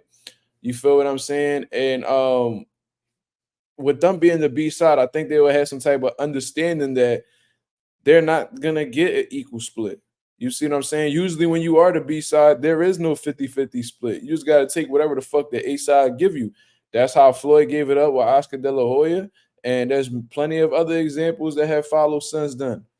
You know what I'm saying? So really looking at this situation, man, it just sounds like Gervonta and his team, it's just letting me know that Gervonta Davis doesn't really want it. You see what I'm saying? Like these dudes just coming out here and just making these statements, just blatantly lying to get like casual boxing fans to spill out their narrative. And once the narrative gets out there, then it's most likely going to stick and things of that nature. It's a smart move at the end of the day. You know what I mean? If you're trying to protect somebody. But Devin Haney puts out a tweet and says that, yo, I would accept the same deal that you gave Ryan Garcia, minus the rehydration clause. Now, I'm one of very few people on here that say that Ryan Garcia is in the star that he pretends that he is. You know what I'm saying? Besides the Gervonta Davis fight, he don't got no history of selling pay-per-views or having huge pay-per-view numbers. I don't recall him ever selling out or doing or breaking any. Don't do it, brother. Don't do it. Go ahead. But it is like the live gates and things of that nature. I've never seen him break the records in any arena or anything of that nature. But somehow he's such a big star. You feel what I'm saying? So with Devin Haney, you know, they could talk about him doing 50,000 pay-per-view numbers or whatever, which people don't really know because the zone never puts out their fucking numbers. So people just coming out with these type numbers is like you pretty much just saying shit without any type of evidence to support it. So in that case, it could very possibly be cap. You see what I'm saying? So it just sounds like what I'm trying to say is I think it's fair that Devin Haney is asking for the same deal that Ryan Garcia got, minus the rehydration clause. Because in all honesty, you can make a case that Devin Haney is just as popular as Ryan Garcia, if not more popular. You know what I mean? Because Ryan Garcia could have 10 million followers on social media, but is that translating into dollars? Is it translating into dollars consistently? It's only ever shown with Gervonta Davis. What did him and Oscar Duarte do? We didn't see those numbers come out. So with that being said, it's like, I think it's a fair deal, man. And at the end of the day, I really feel like if Gervonta was genuinely interested in making this fight, when Devin Haney and Bill sent that $20 million, and Leonard Ellaby coming out here, his corny ass coming out here talking about that we're the A side, we're the ones that make offers. Why didn't Gervonta or any of his handlers come out with a counter offer if you were truly interested in the fight? At this point in time, it's extremely apparent that and I rock with Gervonta Davis, but it's real hard to support him when it comes to this situation because everything that him and his team have been doing, ultimately, it's disgusting, man. It's disgusting, and them dudes contradict themselves over and over again. I remember at one point in time, Calvin and them had said that they had sent that after Gervonta has this one fight that they were going to send Devin Haney a contract. Contract never gotten into play. Them dudes never gotten into negotiations or anything like that. They keep talking about how Gervonta Davis is on house arrest. Bro, y'all keep talking about this whole house arrest shit, bro. Like, y'all making it seem like this is somebody else's fault besides Tank Davis that he is on house arrest. Maybe if he wasn't moving how the way he was fucking moving, he wouldn't have to face any of these legal issues. But regardless, there's rumors out here talking about this man about to fight in the fucking UK in the summer. So with that being said, those legal restrictions that he currently has on him should subside by the summer. They should subside by the summer. So if he's able to move and do whatever the fuck he want in the summer, then why isn't he trying to pursue the Devin Haney fight in the summer? Who the hell is he going to fight in the UK that is a bigger fight than Devin Haney? I want somebody to answer this question. Who the fuck is a bigger fight in the UK, bro? Josh Warrington is not a bigger fight than Devin Haney if that's who he picked. Lee Wood, that's not a bigger fight than Devin Haney. If you want to go to the 140s, fucking Josh Catterall, whatever the fuck, Jack Catterall is not a bigger fight than Devin Haney. Fucking Josh Taylor is not a bigger fight than Devin Haney. O'Hara Davies is not a bigger fight than Devin Haney. So who the fuck are you gonna pick to fight in the UK that's bigger than Devin Haney? You fucking weirdo, bro. You see what I'm saying? This is the problem.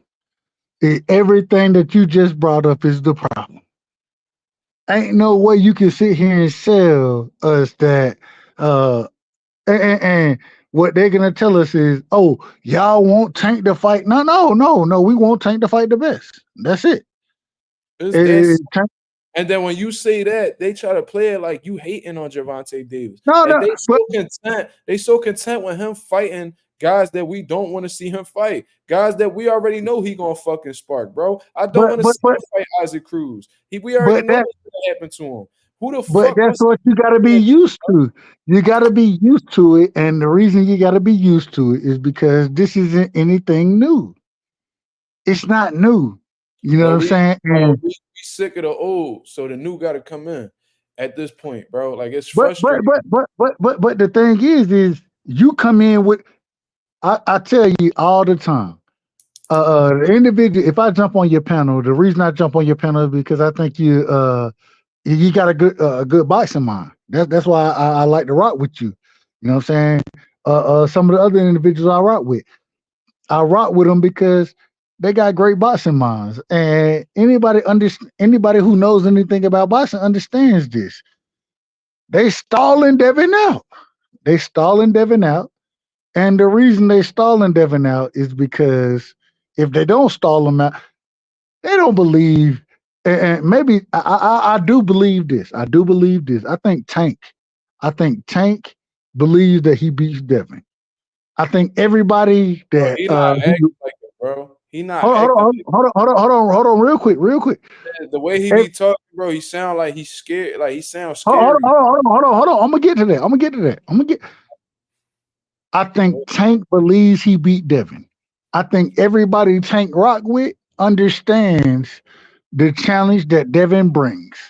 And although I'll say I think Tank believes he beat Devin, I don't believe that Tank beat Devin. And I don't believe that the people that Tank rock with believe that he beat Devin. I don't believe it.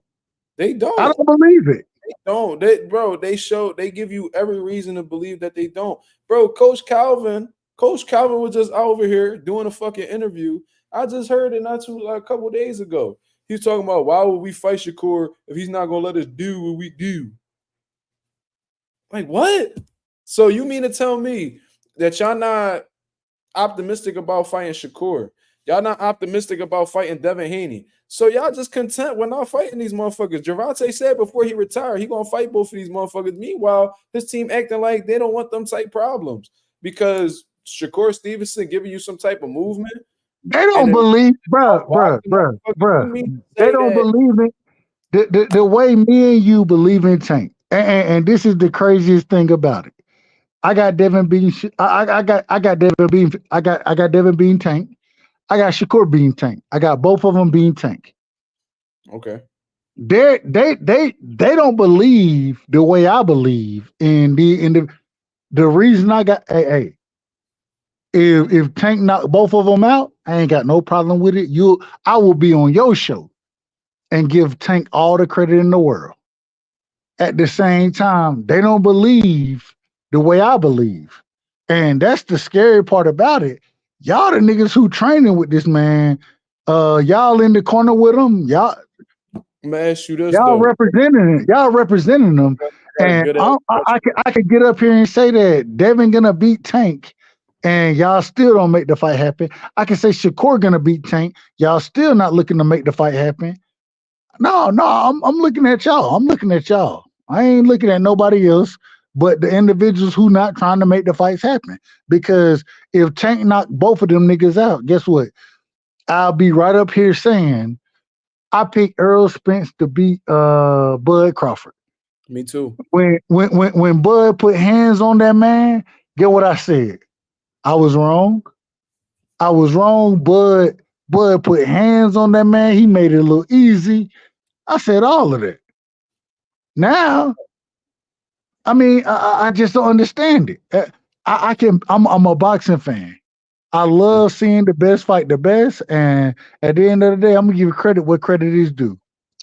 My problem is that at this current moment in time, after we seen EJ and Bud fight, when I picked it wrong and gave Bud his credit, now all of a sudden, well, nah, you pick Bud to win. I mean, you pick EJ to win this fight. You don't know. Well, just make the fight happen. Let's just make it happen. Let's just make the fights happen. So whether I'm wrong or I may be wrong again, no problem with it. I just want to see the fights. I just want to see the best fight. How are you going to criticize me for wanting to see the best fight the best? Where's the criticism? I don't understand it. I don't understand. Go ahead, my brother. I apologize for being long-winded. No, you good, bro. We chopping it up. But I got a good question for y'all, right? So the whole thing now is it went from Gervonta Davis once the Devin Haney fight to he wants to smoke with Devin Haney, blah blah blah. That was the thing that was going on for a while. Then over time, people was like, "Yo, Gervonta wants to fight. His handlers don't." So that was a thing for a long time too, right? So I got a question, right? Because Gervonta Davis, he's his own boss, apparently, right? He's his own boss or whatever, you know what I mean? He got GTD promotions and things of that nature. Cool. So Oh, whoa. Wait a minute. Is he his own boss? This is what I'm about to get into, because from what I understand, he said he ain't with Floyd no more. So I don't know what's going on. But I know I that plead the fifth. I plead the fifth. Yeah, I mean, I don't know what the situation is. I just go off of what he says. I'm gonna just tell you. I'm gonna just tell you. If I'm going off of what Tank says, ain't no way Leonard is speaking for him. Ain't no way that Floyd is speaking for him.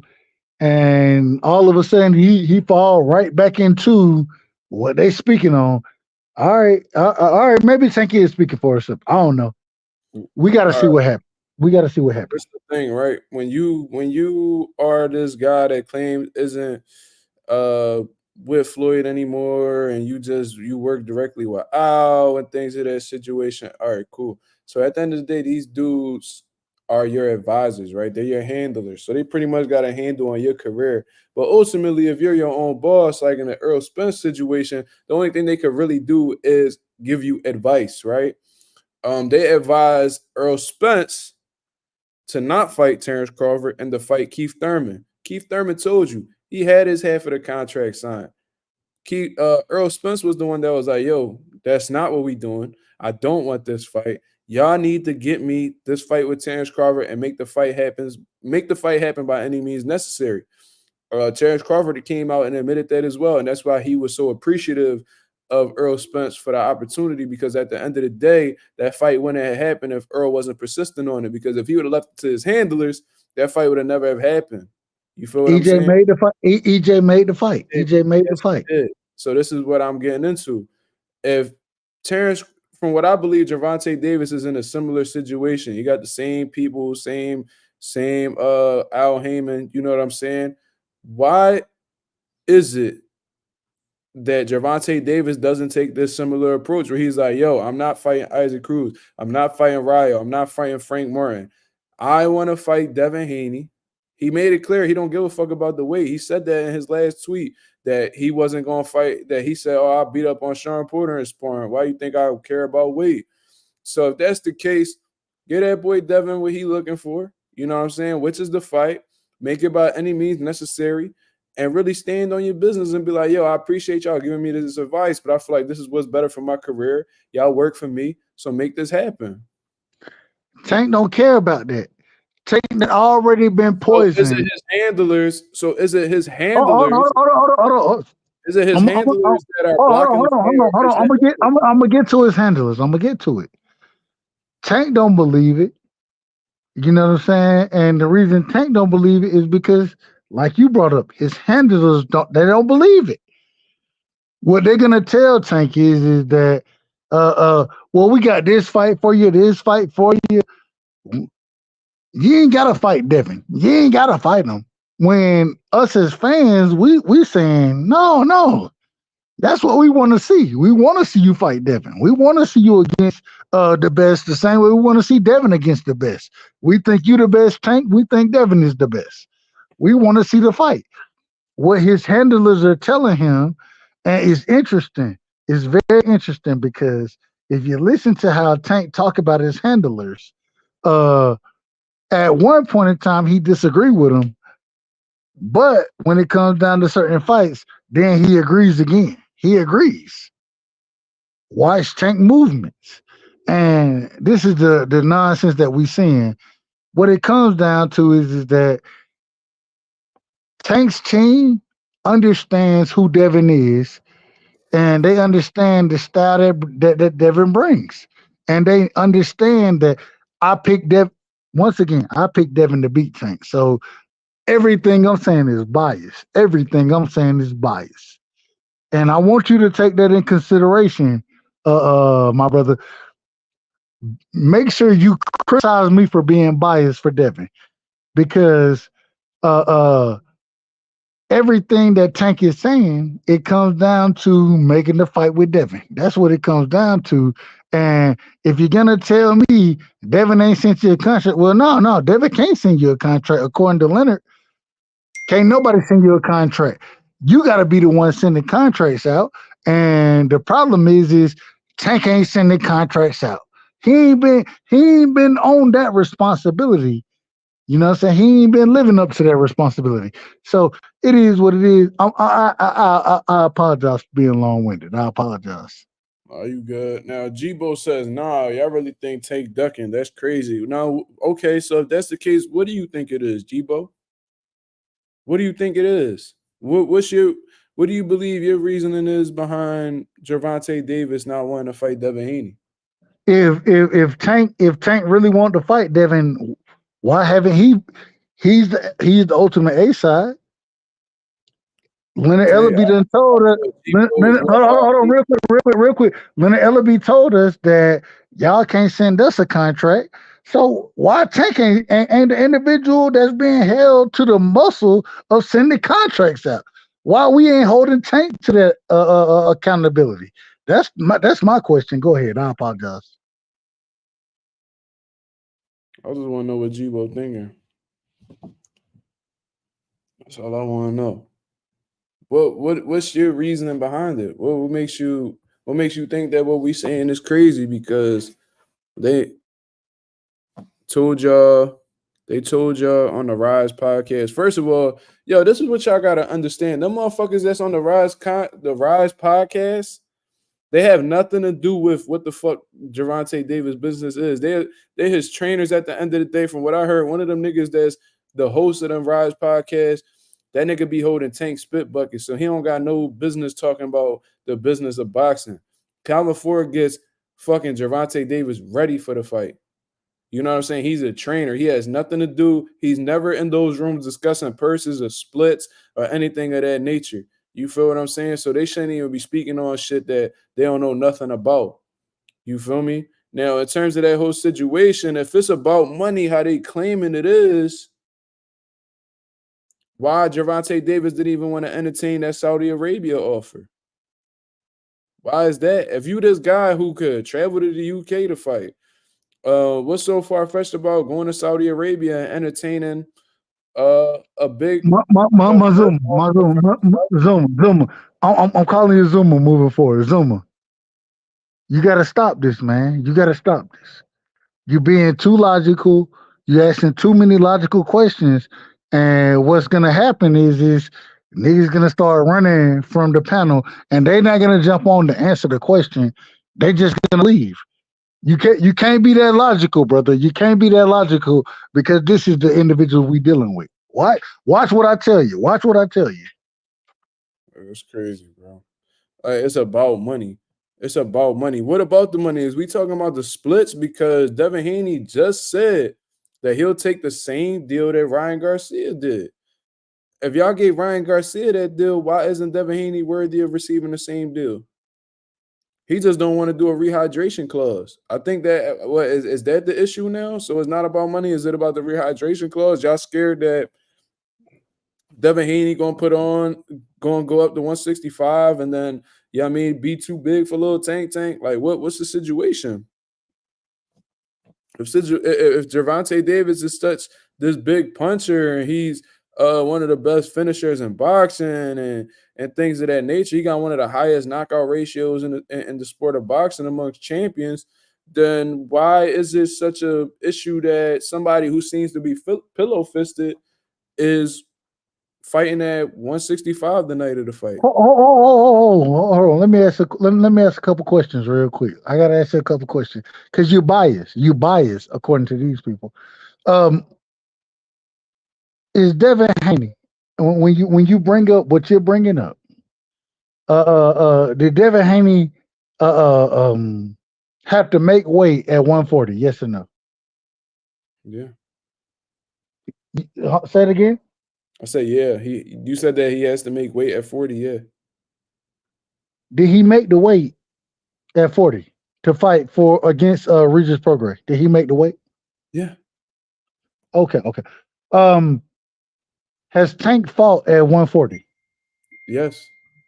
Did Tank make the weight for Mario Barrios? Yeah. Did Mario Barrios make the weight? Yeah. What weight was that? Was it 140? How was it a disadvantage if? Wait a minute. Let me ask. Did Tank Davis stop Mario Barrios at 140?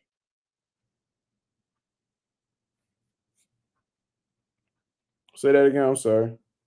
Did Tank Davis stop knockout stop TKO Mario Barrios at 140? Did he do that? Yeah. How was Devin too big? I mean, that's a point that I've been bringing up for a while now. It's just, I don't know, bro. I don't know, but he did put Mario Barrios on a rehydration clause. He done fucking So what we saying is, if Tank gotta fight somebody at 40, they gotta be on a rehydration clause. They gotta be at a disadvantage. That's what we saying. Is that what we saying? That's what it sounds like. I ain't saying it. But that's what it sounds like. And let me tell you why I ain't saying it. Yo, this dude Jibo is just like y'all really think Tank's scared of Haney? Why? Bro, if you not bring your ass, man. Bring your ass. Click the link, man. Click the link.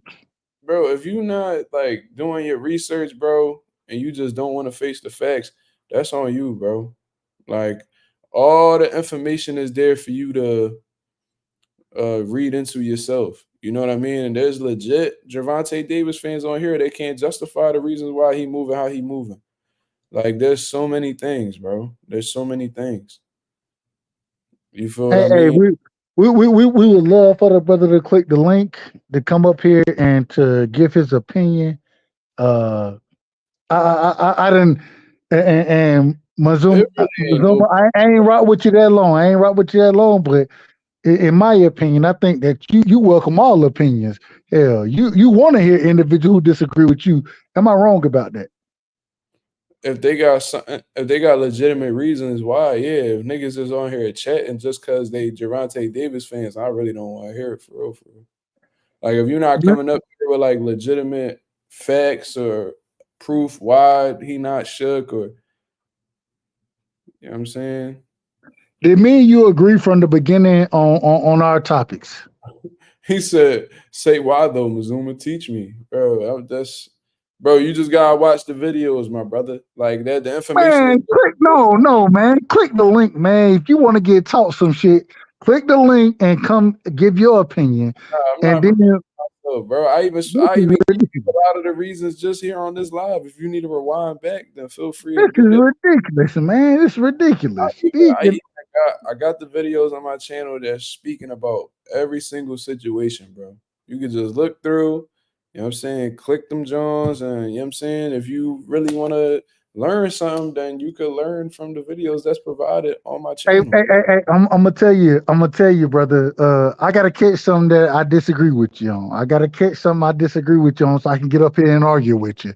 Cause yeah, it's always good to agree. It's always good, but at the same time, it's a little more interesting when we disagree. So when I find that topic, look for me to come up here, man. But I want to tell you, man, you do a hell of a job with your show, a hell of a job with your panel, and I thank you for letting me rock because at the end of the day, I'm a nobody, and man, you doing a great job, man, and keep doing your thing. Any chance I see and I see you rocking, man, I'm gonna jump up here with you. You feel me? So salute to you, family. Zuma, man, keep doing your thing, and just know you got a fan and a supporter in me, in Dub Right Side. Appreciate that, homie. Thank you very much for coming on, man. That was Dub. Boy got a lot to say, man. But anyway, yeah, I think that's how I'm gonna end the live right here, man. You know what I'm saying? Shout out to Clarence Banks. He said, yo, what's going on?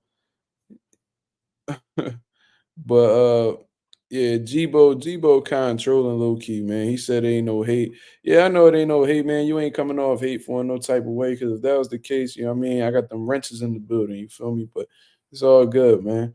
You know what I mean? It's all boxing talk at the end of the day. You feel me? So it's not something I really take personal. It do get frustrating sometimes when people had these when they had these type of mentalities and acting like, you know what I'm saying, was like there's what pisses me off sometimes is people see shit happening that they act like they blind to it, like they don't see it.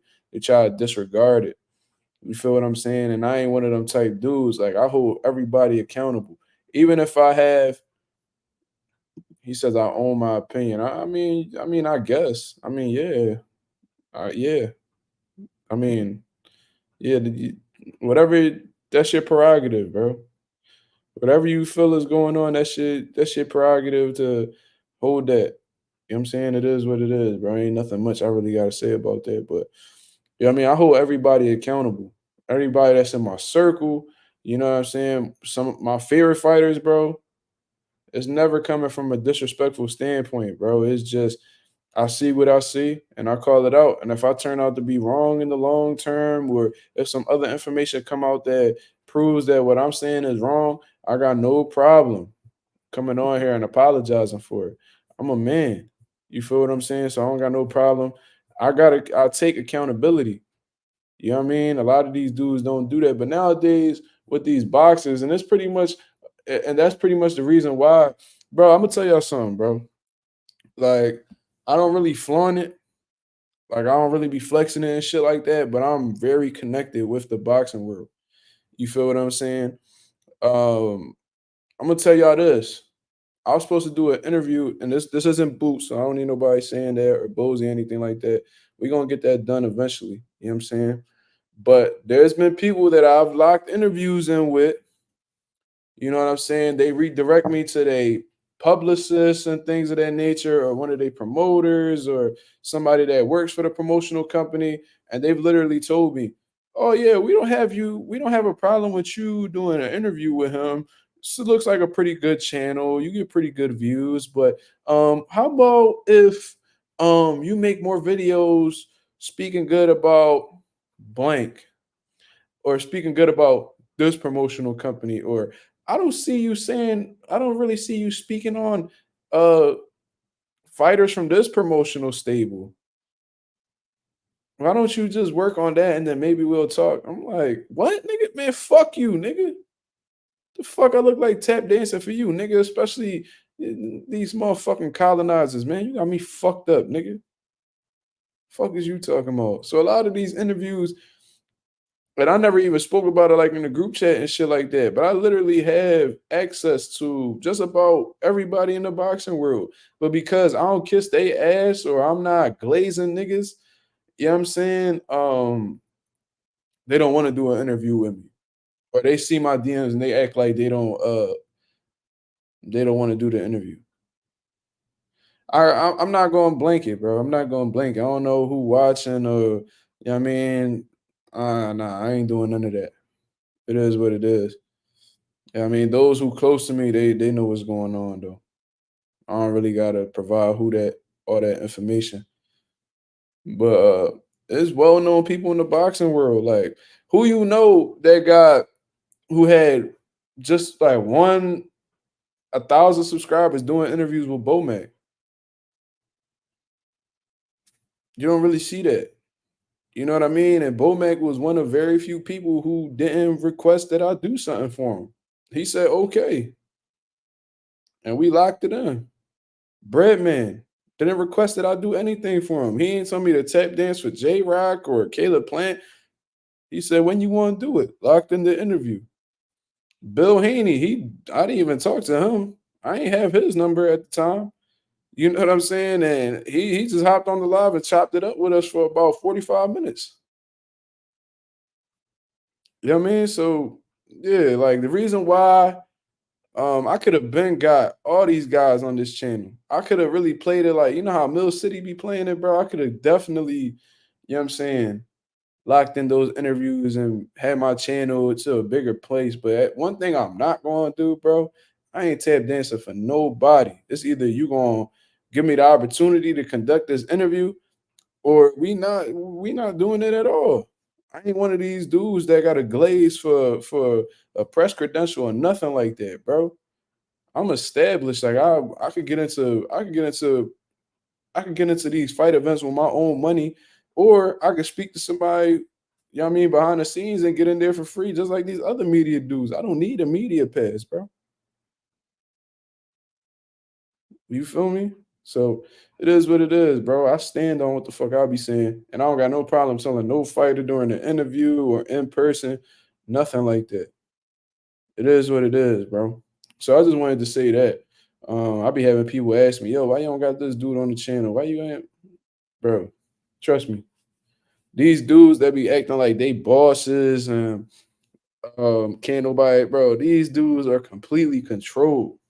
Every move they make, they need to get permission for it. Niggas need a permission slip to step off their porch, nigga. You feel what I'm saying? Niggas can't even wear certain clothes if they're a certain brand. Niggas can't even drink a certain beer if it's a certain brand. These niggas be controlled to the T. These niggas get taxed every time they breathe, bro. These niggas ain't their own bosses, man.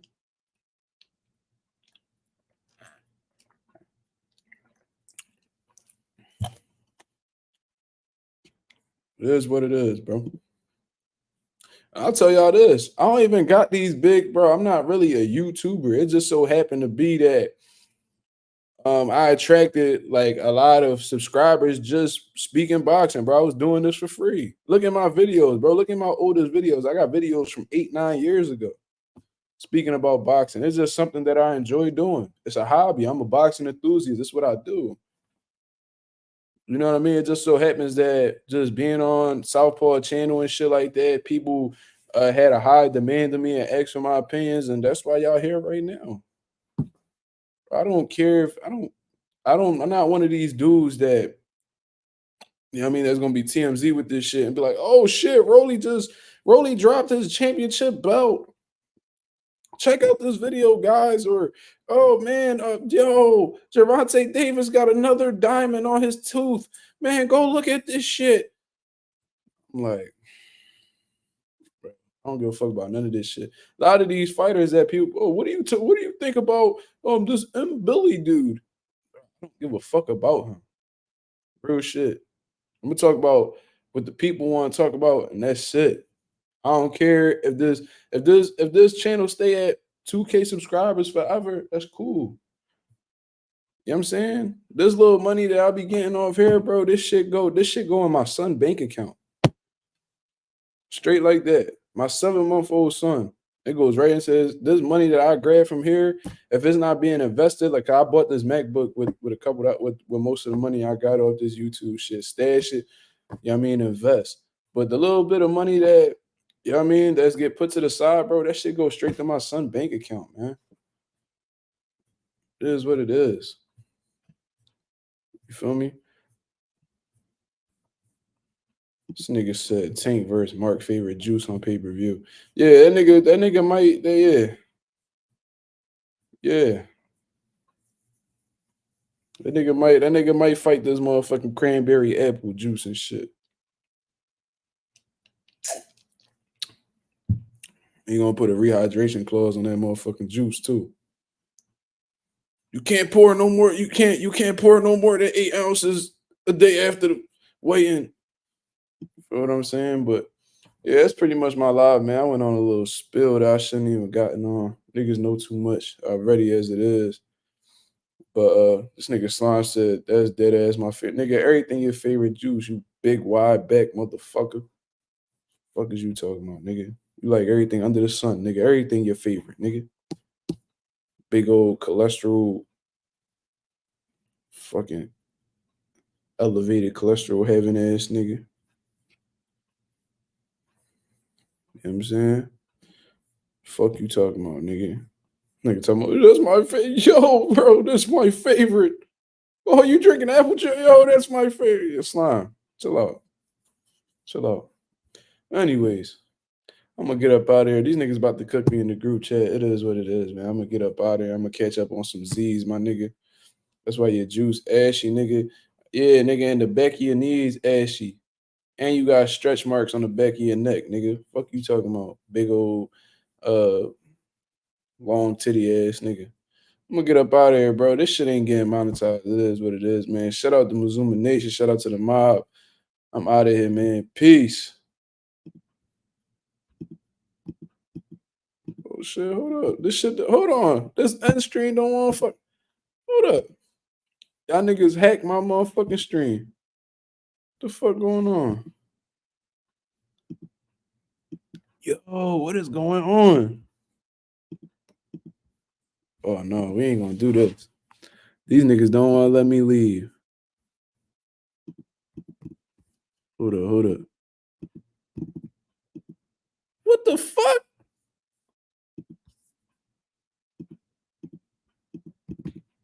All right, I'll let y'all. Yo, it's not